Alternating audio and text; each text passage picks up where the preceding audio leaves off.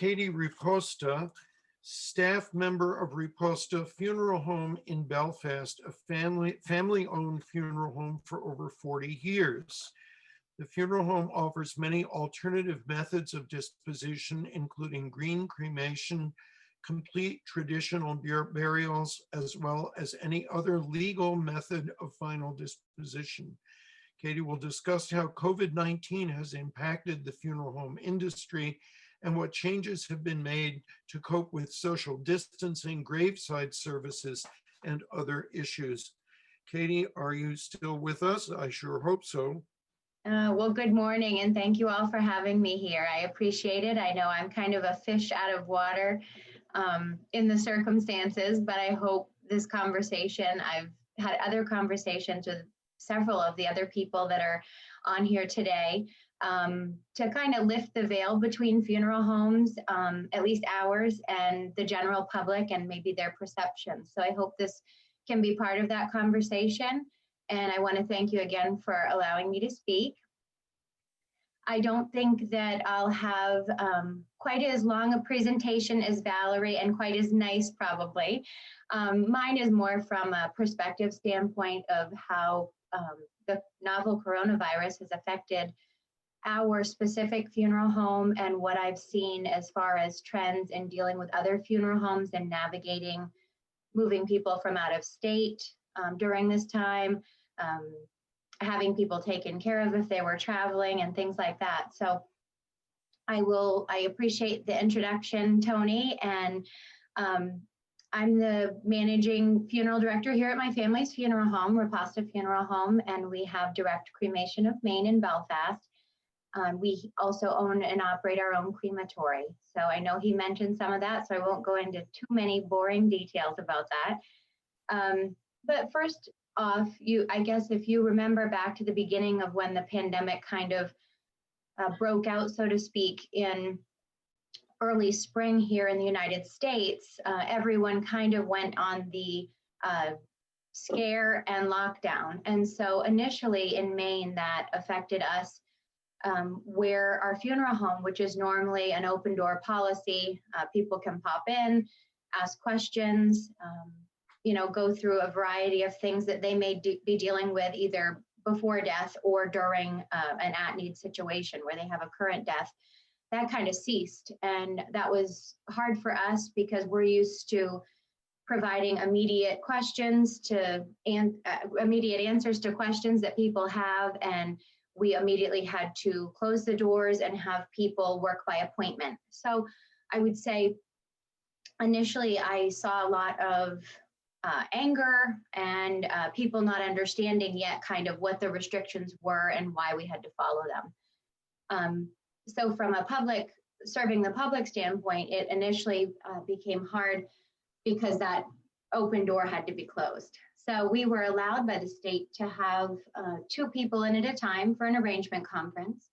So what used to be a family meeting coming in after a death occurred was now either done by email, or we did a couple of Zooms, but most people preferred the phone method.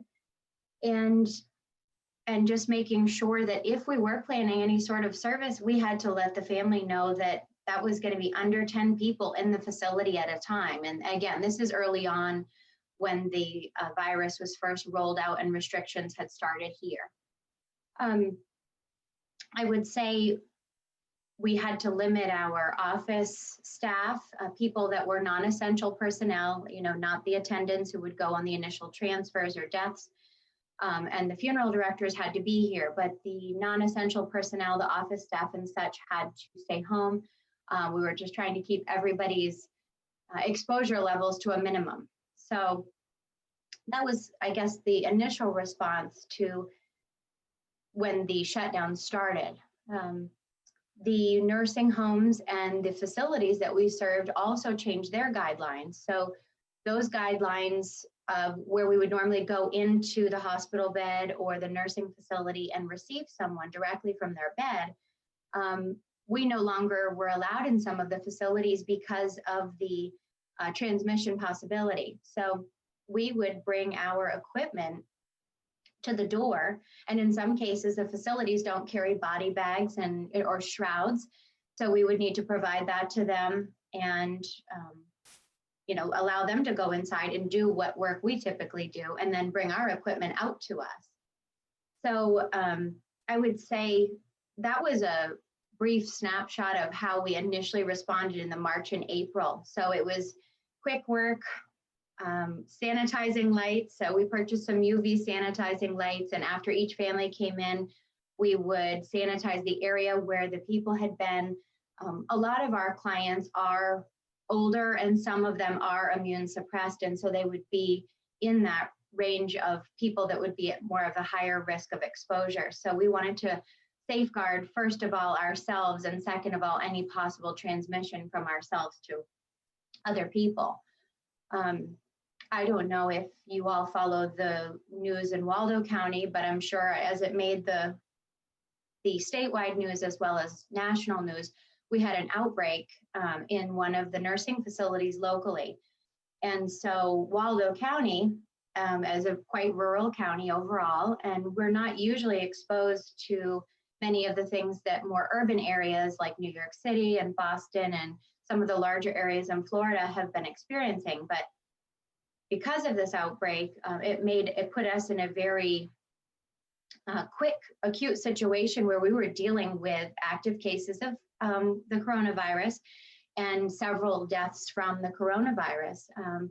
So safeguarding ourselves and our families, I'm a mom, and one of my other colleagues, funeral directors, she's a mom, and we have other people that have children that they're bringing stuff home to either elderly parents or their children. So safeguarding their health was utmost priority. So making sure that our cleaning procedures were up to snuff and that our access to PPE, which is the personal protective equipment, was, I guess, on the forefront of our minds. So that was, I guess, another one of the things that we noticed initially was the limited access and shortage of the PPE across the country. So masks that we typically could order to wear while we're embalming or washing someone, or if we had a decomposition case, things that we could normally use to safeguard ourselves weren't as readily available. So that was something that, you got a few boxes of gloves when you could and made sure that you were protecting the people on the front line, so to speak, my attendants and the people embalming and such. So I guess that was kind of the initial step. And I think it's kind of gone in 3 phases as far as funeral service is concerned.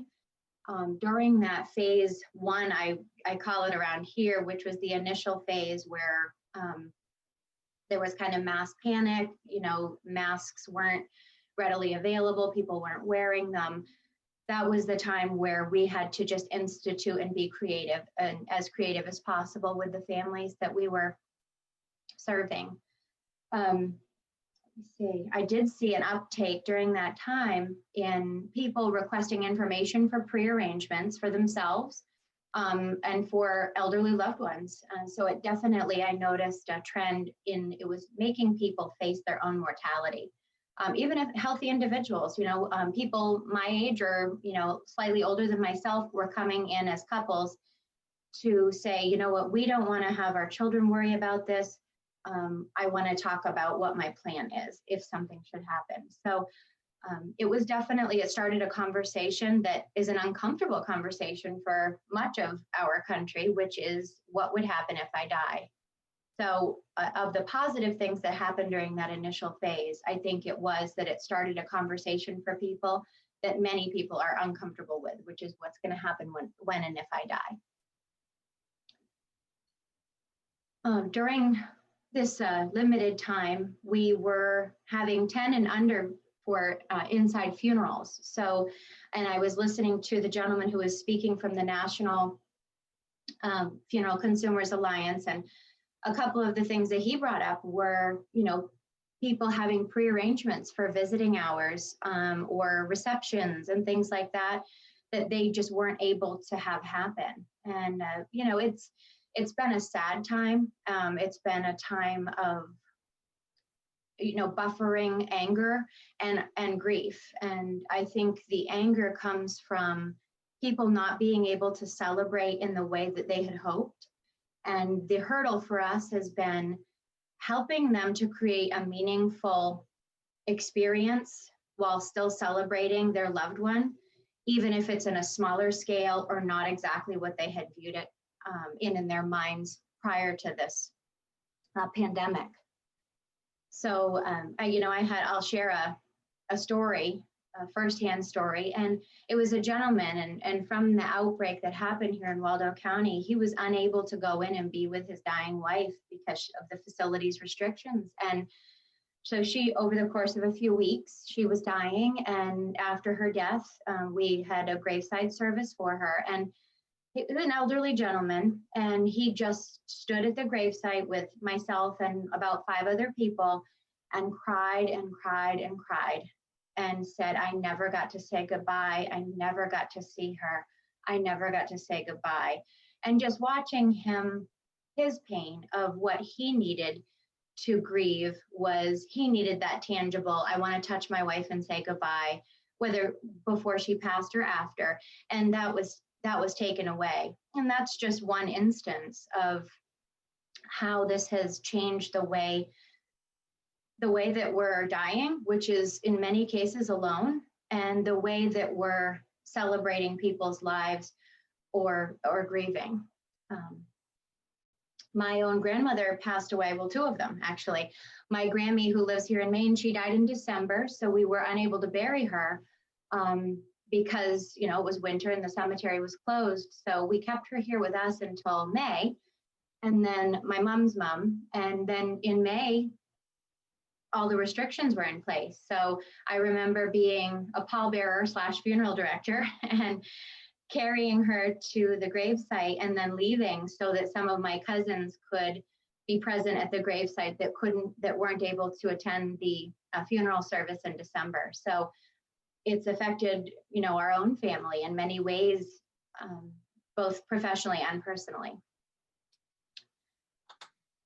I have to say that in the 15 or 20 minutes that I'm speaking, if there are questions and you want to bring them up at any time, rather than me just doing a stream of consciousness, so to speak, feel free to let me know or interject, and I'm happy to answer the questions as I kind of go along. Katie, we have a question about alkaline hydrolysis. Okay. Could you tell a little bit about that? Thank you. Absolutely. You just want me to explain the process, or? Well, the person says, how many alkaline hydrolysis cremations does your machine accommodate per day? What is the current cost? Our machine would accommodate 1 to 2 alkaline hydrolysis cremations per day, depending on the weight of the person, and height. And so I would say that, right now we haven't had a need that it would be more than that. But the cost of alkaline hydrolysis, it is a packaged service, much like our simple cremation service, which includes the time from the time of death to the time cremation is final, and that cost is $1,495. So $1,495. Thank you. You're welcome. I think that that covers that question. If any other people have questions for Katie, remember you can rely on the chat function. Katie, thank you so much for this. It's really fascinating to hear it from your point of view. All of us, of course, read in the paper and see on TV the effect of COVID-19, but hearing it directly from somebody who is in the front line of the whole death process is definitely a very important thing for all of us to keep you people in mind, and the risks that you are expected to face in your daily work. And we're certainly very grateful for that. Thank you. I did want to say something positively. There's been a lot of negative that has come of this. And on a positive note, what I've noticed though is people reaching out, and they've had an increased desire to connect with people. And so even though they'll call and I'll have to say, I'm sorry, we're limited to 50, it's invitation only. However, the family has decided to create that celebration of life or funeral service, people have reached out, I would say tenfold, with cards, with notes, and words of encouragement on the website. I get online condolences so much more regularly on my email to approve for families. And that's from people that are like, I knew him back in high school and he changed my life in XYZ way. So I have noticed people really wanting to make a positive connection, although they can't be present at a service. And that's something that I wanted to highlight throughout all of the negatives that are going on in this time. And there's a lot of negativity right now overall. That this was a positive thing, is people wanting to connect positively and encourage one another during their grief experiences, and being creative about it instead of just saying, oh, well, I can't go to the funeral, so I guess I'm not going to participate with them. So that has Okay. been something. I'd like to read you a couple of other comments here. Okay. Thank you, Katie and Riposta, for the terrific service you provide to Mainers. Katie's been very supportive of alternative funeral options and letting the family be involved.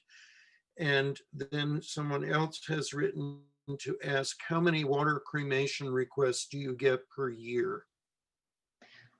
Well, I would say at need requests are probably 10% of what people choose as far as the overall cremation. And that is up, I would say, from 2013, I think it was. I have to check with my husband, but I'm quite sure I'm correct. 2013 to now, we had very limited number of people requesting the green cremation.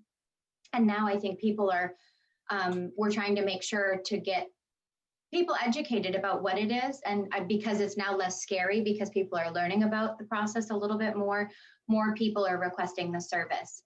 I would say maybe 20% of people making a cremation prearrangement are interested or select the green cremation or alkaline hydrolysis. And that again is up from what it was in 2013 to now. So I'm hopeful that people learn about the process, learn that it's a gentle process and that it's better for the environment, and it's a responsible decision to make if you're selecting cremation. Thank you, Katie. Mm-hmm.